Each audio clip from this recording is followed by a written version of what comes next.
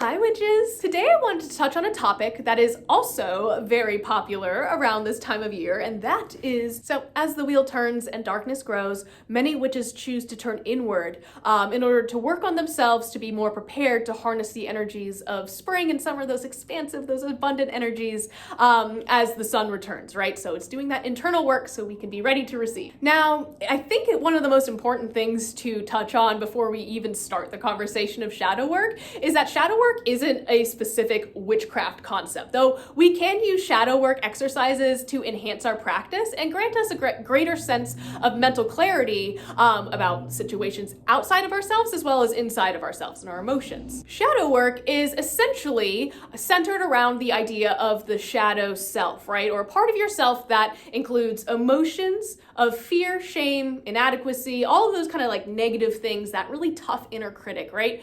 It was popularized by famed psychiatrist Carl Jung, and he kind of states that these projections insulate and delude individuals by acting as a constantly thickening veil of illusion between the ego and the real world. So it's really like that dark part of yourself that like tells you you can't, right? That's kind of how I envision my shadow self, like that mean girl voice that's like in my head, right? Now, there are tons of books out there about shadow work, but to be honest, I personally have not picked one of those up.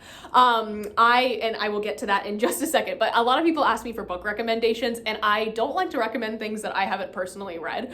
So I apologize, but I wanted to get ahead of that one. And the reason that I haven't done this is because much of my shadow work journey was done in like very, very intense therapy. And I want to encourage you guys, before even starting shadow work, to seek therapy if that is something that you feel you really need. Now, that might take a really honest conversation with yourself, like where you have to be like, oh no, I feel I need to speak with a mental health professional, which should not be a thing that is shamed. I went to therapy for years. But I also do want to recognize that that's not always accessible. Like I was really privileged that I got to have the level of care that I got when I did. So yeah, I want to be sensitive to that. But above all else, your well-being is my top priority, and hopefully it's yours too. It should be, at least. And I just want to say, like, if you are feeling any type of way, if you feel at any point you need to reach out to a mental health professional, please do so. And also, I am definitely here to listen if anyone needs it. But as a reminder, I went to art school, not like psychology school. So I'm probably not the best person to ask for advice. I'm just gonna be like, have you painted your feelings recently? Have you meditated? No, I'm just kidding. But, I wanted to encourage that. So throughout my time practicing shadow work in the past, when I was actively in therapy, I've always been guided by my deities. And sometimes it really felt like the stuff that I was talking about in therapy, like I was then able to kind of like take home with the tools that I had. And then those tools kind of like aligned with my spirituality, and it really helped me get out of like a really, really negative headspace. So it was really awesome.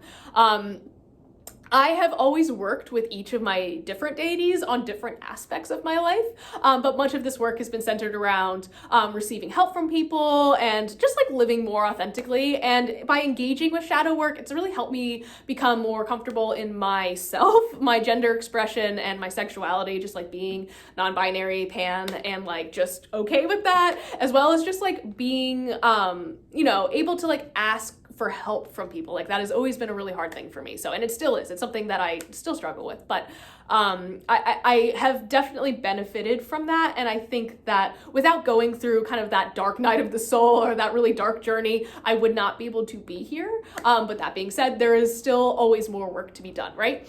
I also, through shadow work, have actively been trying to engage with self-care more, even if I feel like I don't deserve it, because that is definitely something I struggle with. And like that whole treat yourself mentality, I was like, no, I have to earn it. It has to be that way. And shadow work has also helped me get back in touch with some parts of myself and begin healing my inner child and inner teen that I think desperately needs it. But I unlocked a lot of memories that I'd previously kind of forgotten and had to do a lot of confrontation work.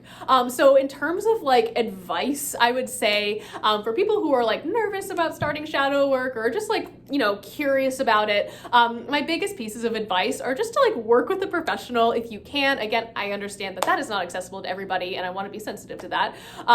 Take things really slow. There is so much upheaval when you begin this process. Like there was so much that was like coming up for me. I was actually recently talking to somebody where I was just like, yeah, like I used to tell my therapist, like, I need you to make me cry. Make me cry. And like, it's not like this beautiful kind of like self-care journey. And I feel like that really illustrates how messy shadow work can be. It can be a very, very intense process, but I'm really glad that I went through it.